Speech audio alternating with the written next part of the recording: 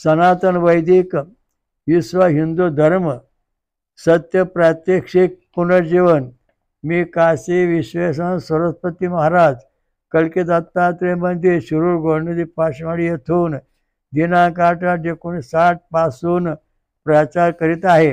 आपण विश्वक्रांती नवे ज्ञान आपण ऐका, सर्वात सांगत जा. दररोज संध्याकाळी 8 ते 8:15 पर्यंत किंवा जास्त वेळ असते. अवश्य लाभ घेणे. ओम वक्रतुंड महाकाय सूर्यकोटि समप्रभ निर्विघ्नं कुरु मे देव सर्वकार्येषु सर्वदा. ओम सहस्रेशा पुरुषः सहस्राक्षा सहस्रपात् स भूमिष्वतौ दशांगुलम्. ओम दत्त दत्त राम राम. ओम दत्त दत्त राम राम. ओम शिव शिव शाम शाम. ओम शिव शिव शाम शाम. ओम दत्त दत्त राम राम. ओम दत्त दत्त राम राम. ओम शिव शिव शाम शाम. ओम शिव शिव शाम शाम. आजचे आपले प्रवचन 56वे आहे. भगवान कलकी दत्त पूर्ण अवतार महासत्ता बनणार स्वर्गीय आकाशवाणी म्हणून हे सदर कायम चालू ठेवलेलं आहे. ते कायम राहणे. त्यात 1 2 3 4 असे कलम येतील. तर आता आपण देवाला काय आवडतं नेहमी विचारतो. परत देवाला काय आवडतं, देवाला काय आवडतं. वरण भात आमटी भात आवडतो का कोंबड्या कोंबड्या बकऱ्या काय आवडतं. कारण प्रत्येक जण येऊन विचार देवाला काय आवडते, देव काय खातो. अहो कोणी पाहिलं का देव काय खातो, कधी ग्रंथ वाचलाय का. मी आता बघा काय याच्यात सांगितले बघा. ऋषी कश्यप देवला ओमन सोम देवता गायछंद षडजा स्वरा इंद्रस्य सोमराधसे पूता पुनाना हार्दि चोदय ऋतस्य यौन्या सदहम. हे सोमा रसाला पवित्र करून या इंद्राच्या हृदयात राहण्याची इच्छा पूर्ण करण्यासाठी यंसाने जाऊन विराजमान हो व इंद्राला प्रेरणा दे, म्हणजे तोही यज्ञात उपस्थित राहील. आता देवांचा राजा जो इंद्र आहे तो सोमरसा सांगितलं. सोम ऊस म्हणजे सोमा, सोम म्हणजे चंद्र.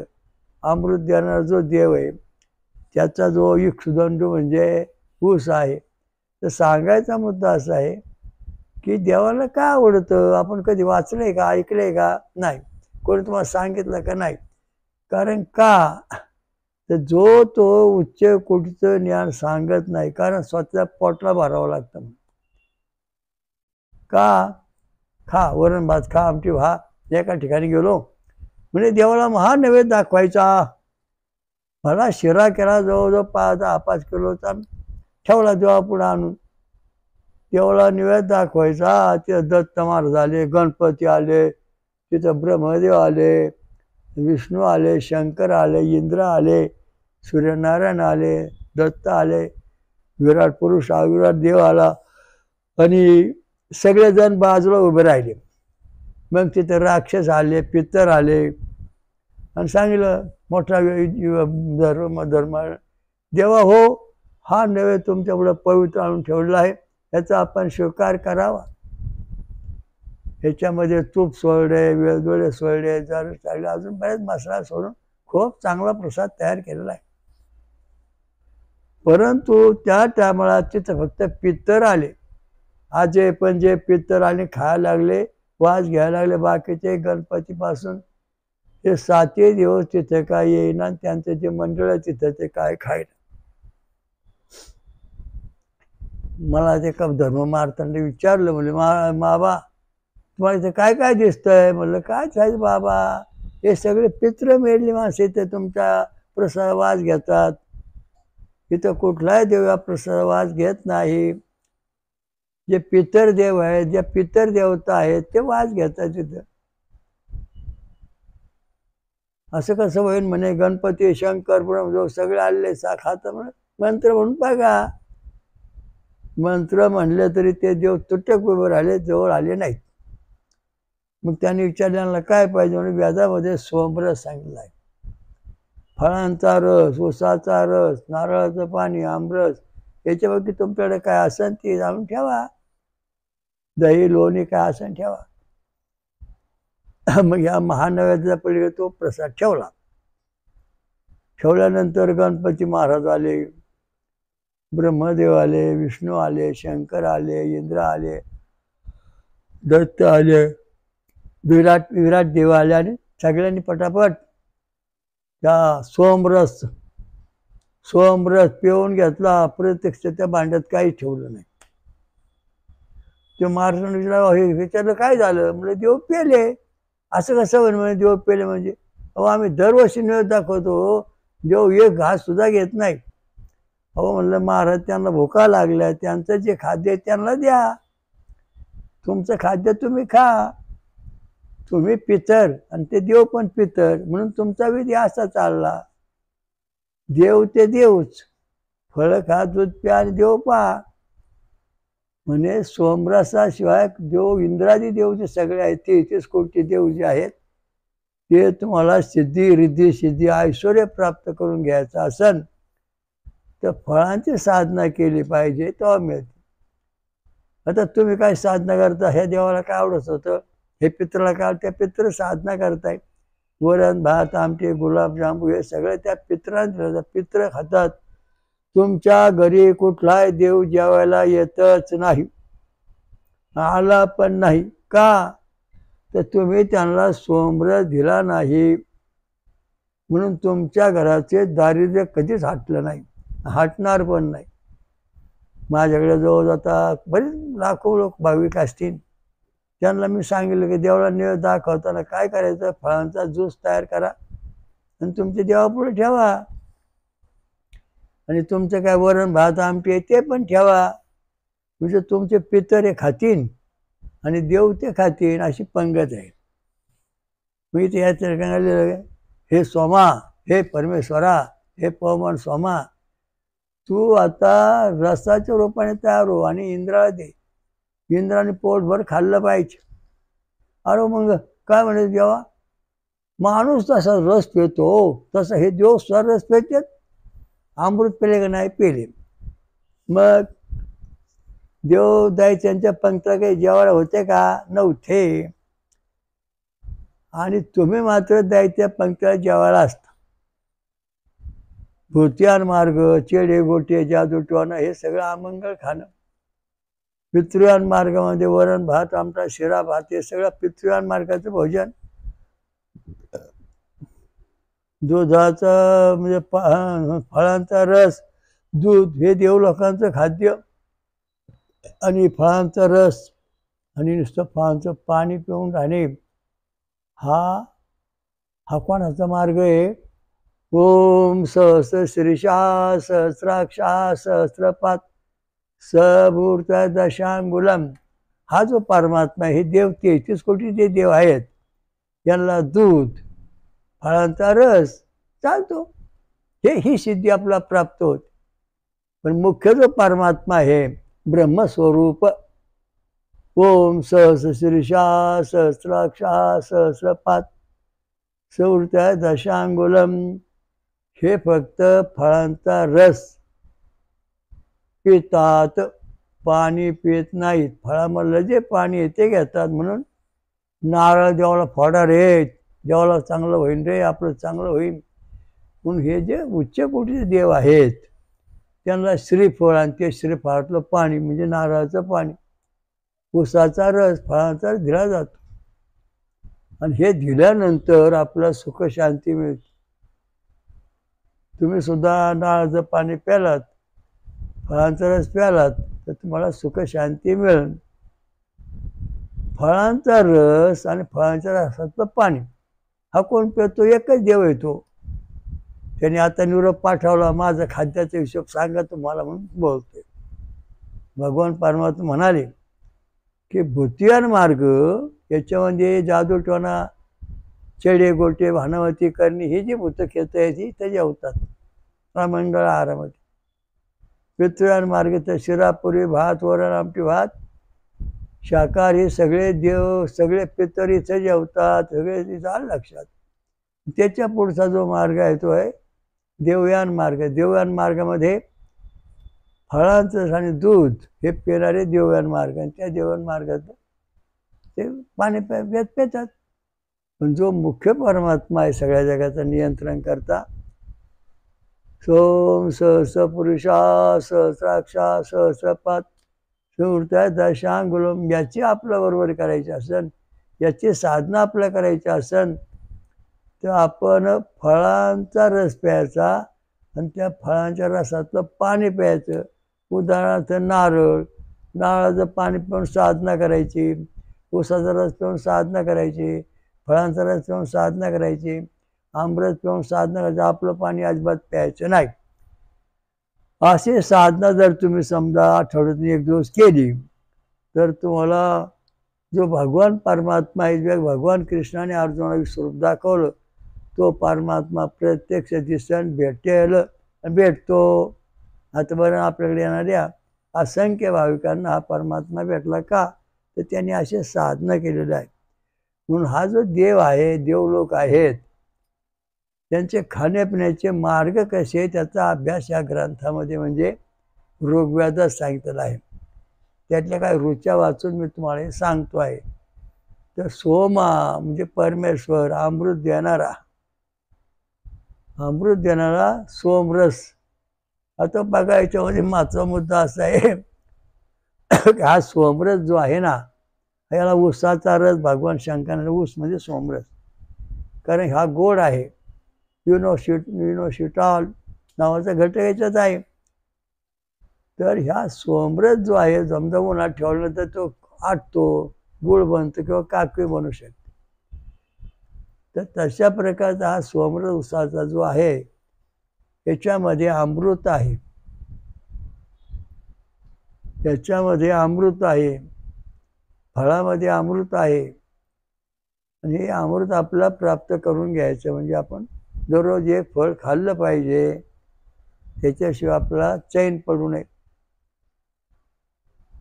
तरी फळ का खायचं, याचं कारण काय, ही फळं कुठे येतात. आता बघा, भूमीच्या पोटामध्ये येणारे शेंगदाणे वगैरे घटक आहेत, ते भूमिगत देवांचं खाद्य फराळ.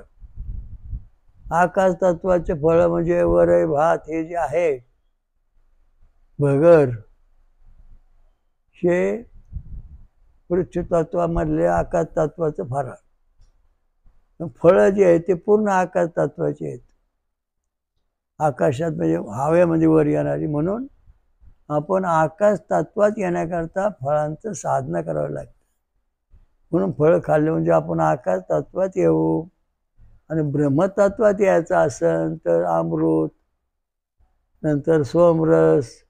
अरे सोमरस म्हणजे फळातल्या रसातलं पाणी पिऊन जगायचं, उपास साधना करायची त्या पाण्यावरती, म्हणजे आपण ब्रह्मस्थितीमध्ये वर येतो. गप्पा मारून येत नाहीत. तुम्ही वरण भात आमटी खात असताना आणि मी ब्रह्म म्हणत असताना ते सिद्ध होत नाही, लक्षात ठेवा. कारण त्याला मान्यताच नाही. कारण इथं इंद्रदेवाला हा देवांचा राजा आहे, त्याच्यावर सगळं 33 कोटी देव आलेले आहेत यज्ञस्थळ, आणि ते आता या ठिकाणी सोमरस पित आहेत.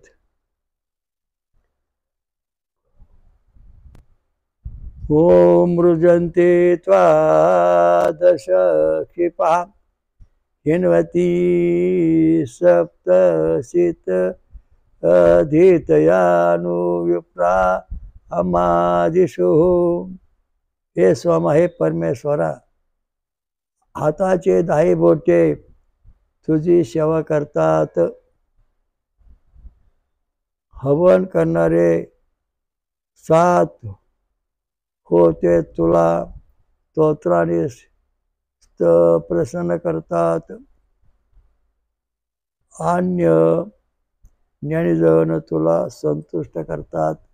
आता या ठिकाणी ज्ञान, तत्वज्ञान मिळायचं असेल, सत्य काय आहे, ब्रह्मजगत आहे का नाही, निवंत काय होते, सगळं मिळवण्याकरता मला फळांचा रस पिणे आवश्यक आहे.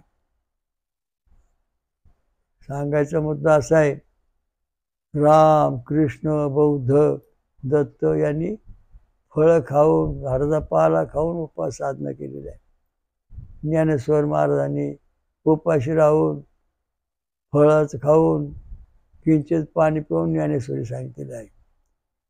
ज्ञानेश्वर सांगताना ज्ञानेश्वराची अवस्था काय होती, सोमरस प्यायचे, फळं खायचे. सच्चिदानंद बाबा त्यांना फळं द्यायचे आणि मग ज्ञानेश्वर महाराजांची बुद्धी तल्लक होत गेली. आधीच पवित्र बुद्धी पुन्हा पवित्र झाली आणि मग ज्ञानेश्वरी लिहिली, सांगितली. अशी काही गोष्ट आहे. ज्ञानेश्वर, तुकाराम, एकनाथ हे सगळे संत आहेत आपले, निवळा महाराज, लिमराज महाराज, हे सगळे फळं खाऊन साधना करून अभंग लिहिलेले आहेत. अभंग लिहिण्याकरता फळं खावं लागतात आणि गाणी लिहिण्याकरता काही खाऊन गप्पा मारावं लागतात, ते गाणी होतात. अभंग होत नाहीत. अभंग न भंग पावे, कधी भंग न पावला.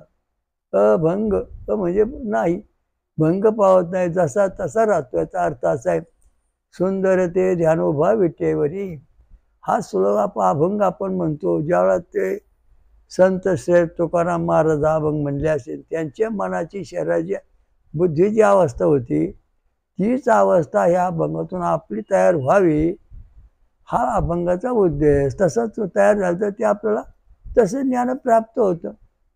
आता उदाहरणार्थ गायत्री, विश्वामित्र ऋषी, सविता देवता, गायछंद, सरिता स्वरा, ओम भुवम भुवा, ओम स्वा, ओम महाजनम तपम सत्यम, ओम तत्सवितुर्वरेण्यं भर्गो देवस्य धीमहि धियो यो नः प्रचोदयात्. या अक्षरामधून जे ध्वनी प्रकट होतात, छंद प्रकट होतात, त्याच्यामुळे आपल्याला ज्ञान प्राप्त होतं.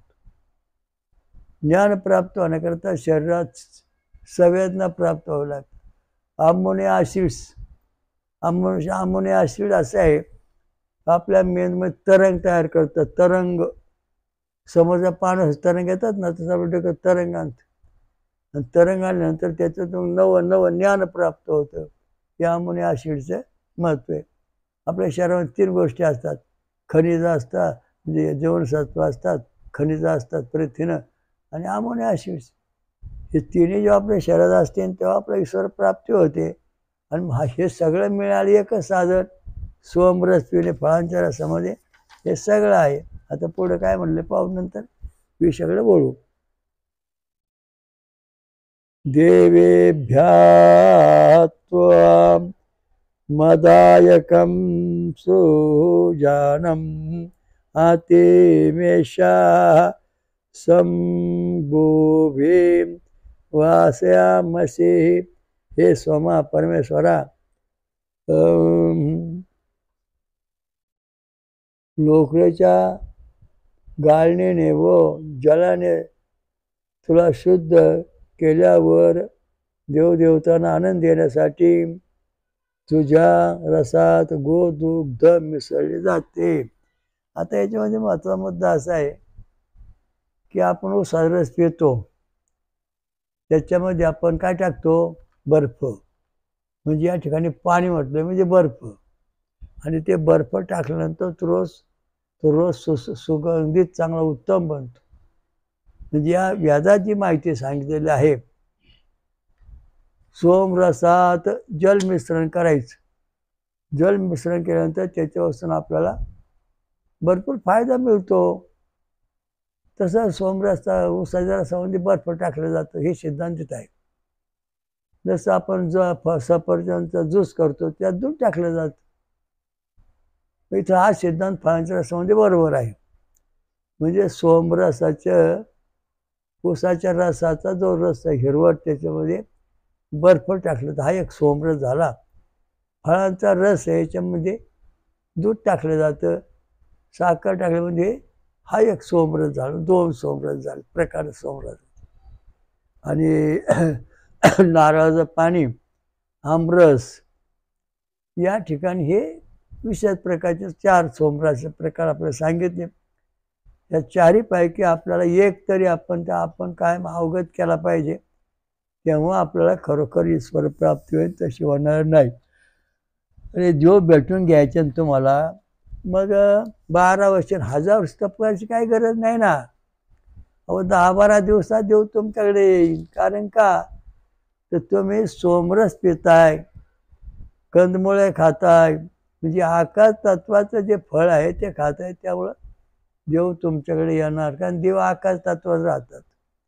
मग आपल्या शरीरात आकाश तत्व व्हावं लागतं, आणि ते आकाश तत्व झाल्यानंतर मग आपल्याला देवाची भेट होते, देवासारखं शरीर बनते. आता आपण एक विशेष प्रकारची गोष्ट पाहणार आहोत, आणि त्यामुळं आपल्याला आता एक दिव्य आनंद होणार आहे की दररोज एक विशेष गोष्ट आपण सांगतो. आता आपण ओम रोज म्हणतो, ओम. या ओमचा आपल्याला काय फायदा आहे, या ओमपासून आपल्याला काय मिळणार आहे, तर त्याचा काय श्लोक आपण आज परत म्हणणार आहे, काल म्हणल्यापेक्षा. दीर्घतमा ऋषी आत्मदेवता अनुष्टुप छंद गांधर्स्वर हिरण्मयेन पात्रेण सत्यशाः शापेहितं मुखं यो सावादिते पुरुषासावचम ओम खम ब्रह्म. ते आपला परमेश्वरापर्यंत जायचं आहे, तेव्हा आपल्याला सोमरस प्यायला पाहिजे. आणि मंत्र ओम खम ब्रह्म. आता ओम खम ब्रह्म आहेत म्हणलेला आहे. ओम आधी का ब्रह्म आधी का खम आधी, हा प्रश्न इथं पडला आहे. तर जागतिक संघटना नासाने हा ओम खम ब्रह्माच्या ध्वनीबद्दल मागे जाहीर केलं की हिंदू धर्मामध्ये ओम आहे, तो वेदामध्ये आहे. तर सांगायचा ओम खम ब्रह्म,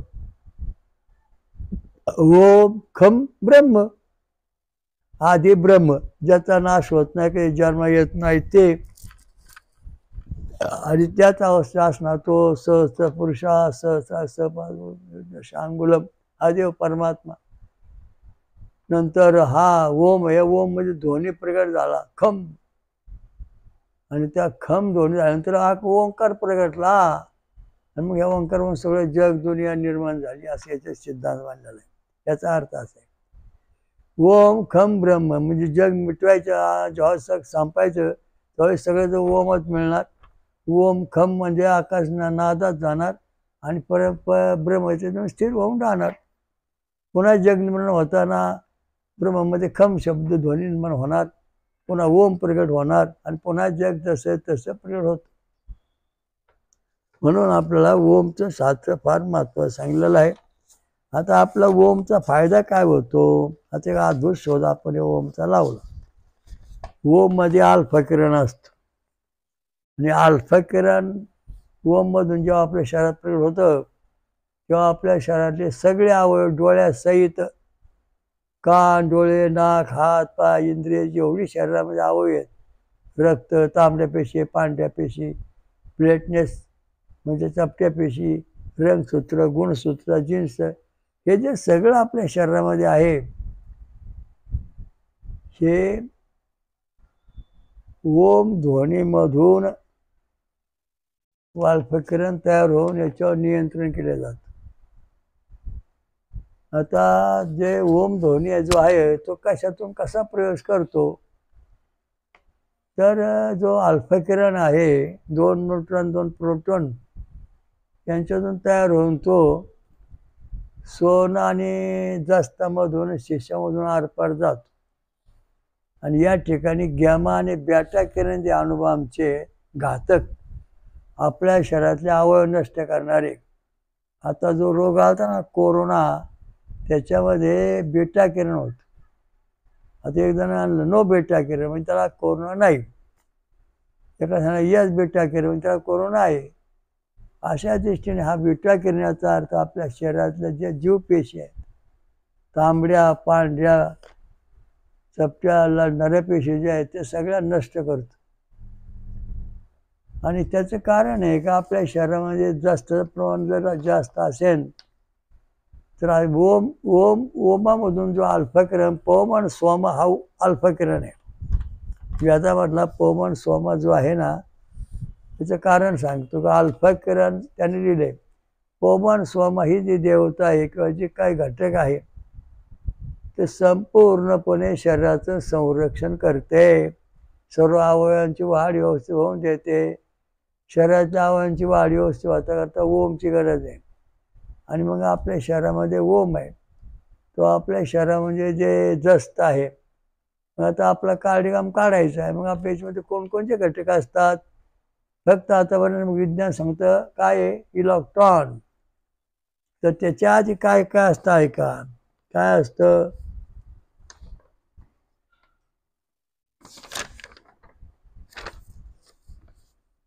ऋषी देवता छंद आणि स्वर हे पहिले घटक असतात. हे जर नसतील तर तुम्हाला इलेक्ट्रॉनचं कवच तयार होत नाही. छंद आणि स्वरापासून भुईमुगाचे शेंगाचं टर्प तयार होतं. मग त्यात शेंगदाणा येतो त्यात बारीक कोंब येतो. तशा प्रकारचं छंद आणि स्वर यांच्यापासून व्होल्टेज जो आहे इलेक्ट्रॉनचा तो आधी तयार होतो. मग त्या व्होल्टेजमध्ये सोनं धातू आता या ठिकाणी आपण 3 नंबरचं व्होल्टेज घेतलं. या ठिकाणी जस्त आहे अल्फा किरण त्यातून ते प्रगट होतं. नंतर इलेक्ट्रॉन प्रगट होतो आणि मग त्याच्यावरून आपला कार्डियम निघतो. मग डॉक्टर निर्णय करतात. तर आपल्या शरीरामध्ये जे घटक आता आहे तो आहे जस्त. आपल्या शरीरात जस्त जर भरपूर असेल पेशीमध्ये 90% जस्त असावं लागतं. तो आपल्या शरीरामध्ये ओम अँटीजनचा 100% अल्फा किरण असतं.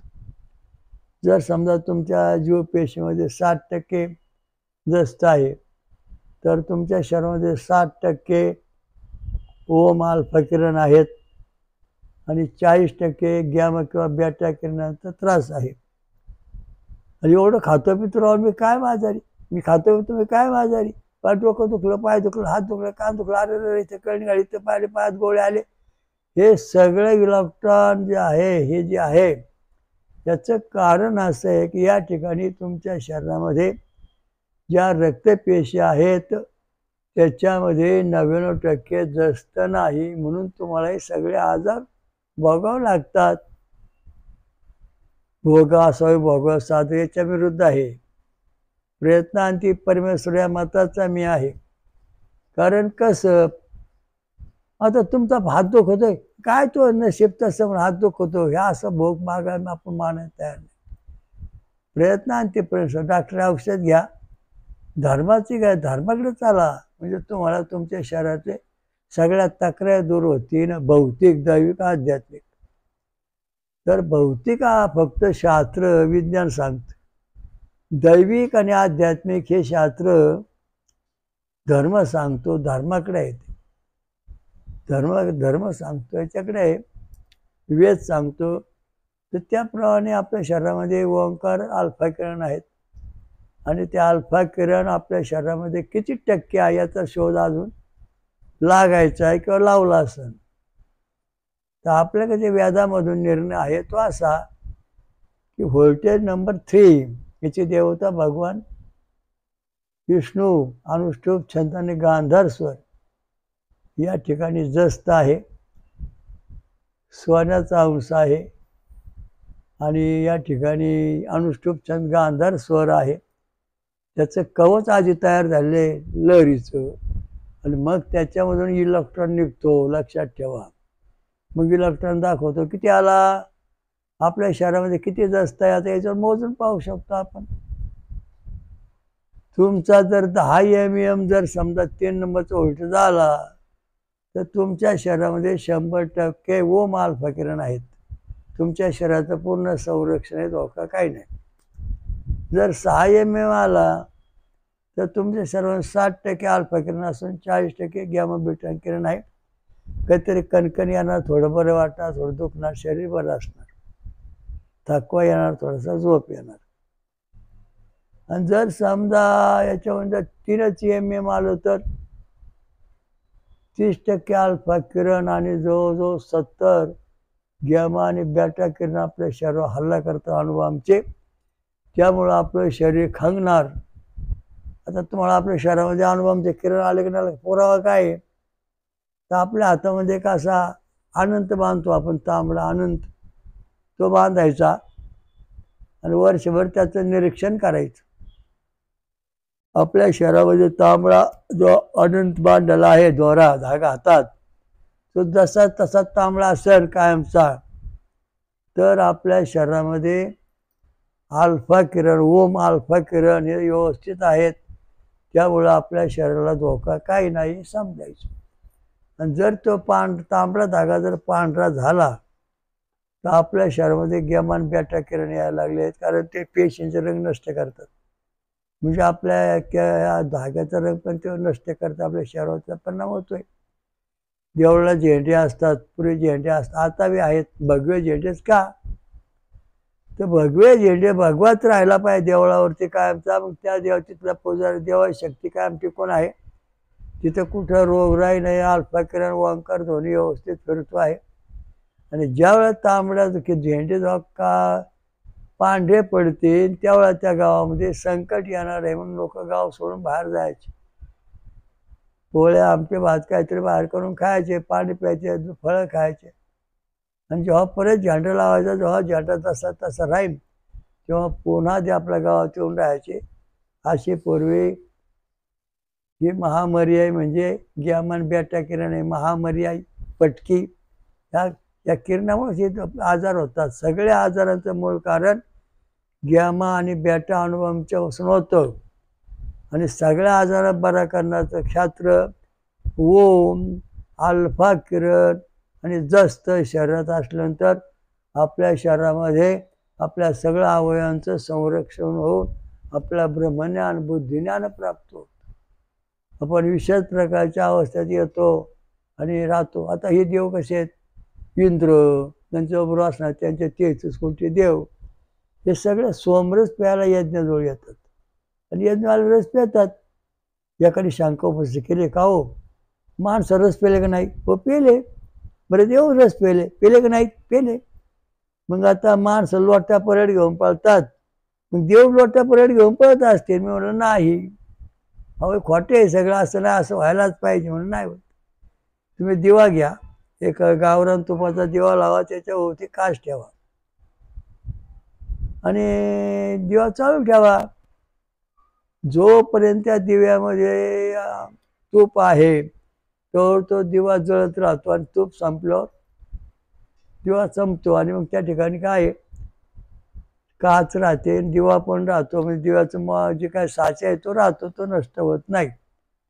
तशा प्रकारचे हे देवलोक जेव्हा सोमरस पितात तेव्हा त्यांच्या शरीरामध्ये वैश्वानर नावाचा अग्नी असतो, तो प्रज्वलित होतो. आणि मग ती ज्योत, ते सगळं पेलेला रस म्हणजे त्याची ज्योत बनते, जळायला लागतो, वाफ होते, त्याचा गॅस बनतो आणि ती वाफ जळून जळून तो शरीरातून संपतो. म्हणजे त्याला लोटा परेड करायची गरज नाही, काय नाही.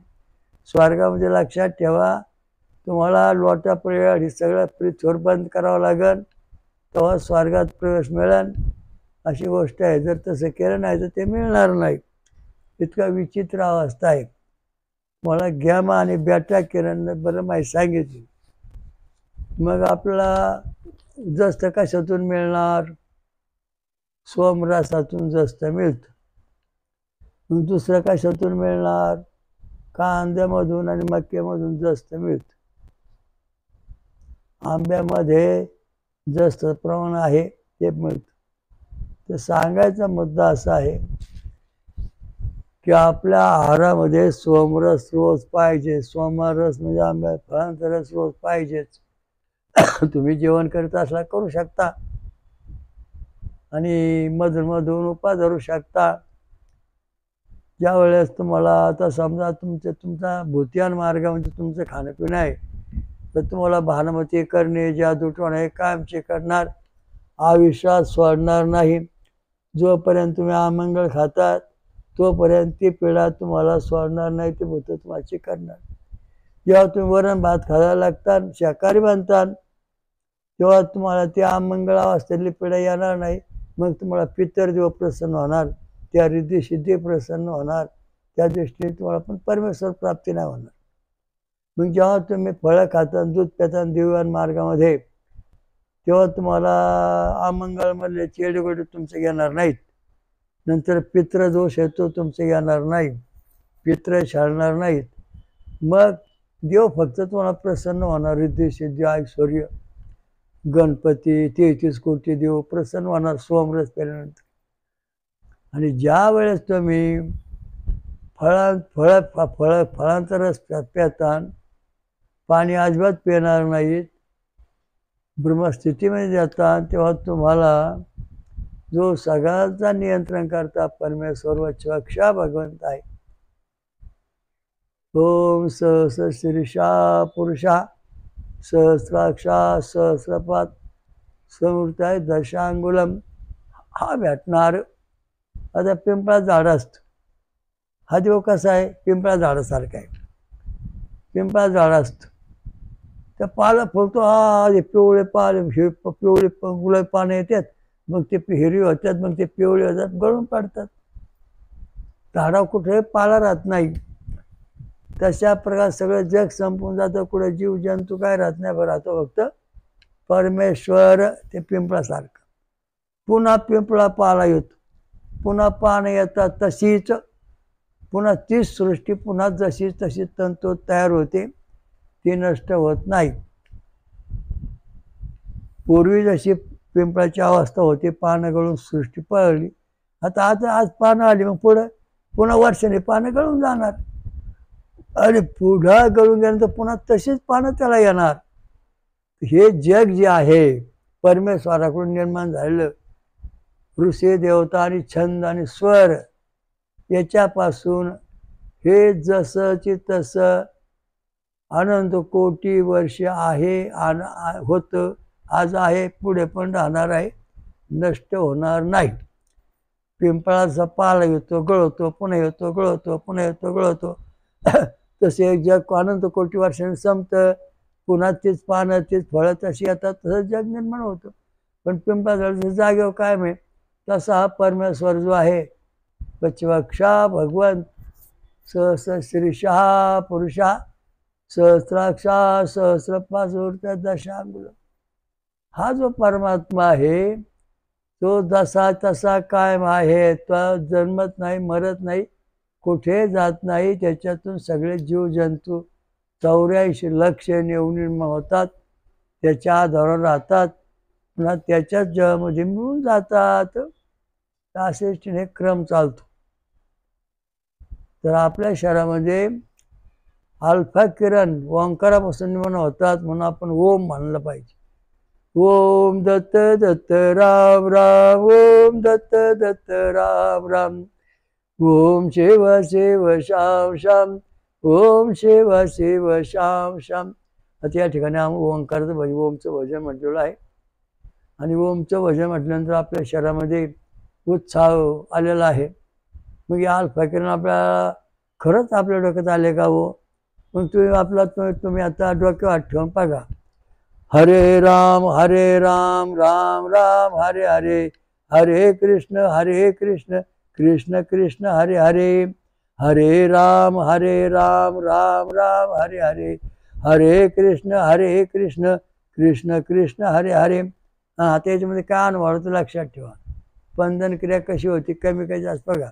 आता पुढं हात डोक्यावर ठेवा, टाळूवर म्हणा ओम दत्त दत्त राम राम, ओम दत्त दत्त राम राम, ओम शिव शिव शाम शाम, ओम शिव शिव शाम शाम, ओम दत्त दत्त राम राम, ओम दत्त दत्त राम राम, ओम शिव शिव शाम शाम, ओम शिव शिव शाम शाम. तर आपल्या टाळूमध्ये इतकी स्पंदन क्रिया वेगात होते ओम दत्त राम राम म्हटल्यानंतर. याचं कारण या भजनामुळं काय होतंय, आपला मेंदू हा शरीराचा राज आहे.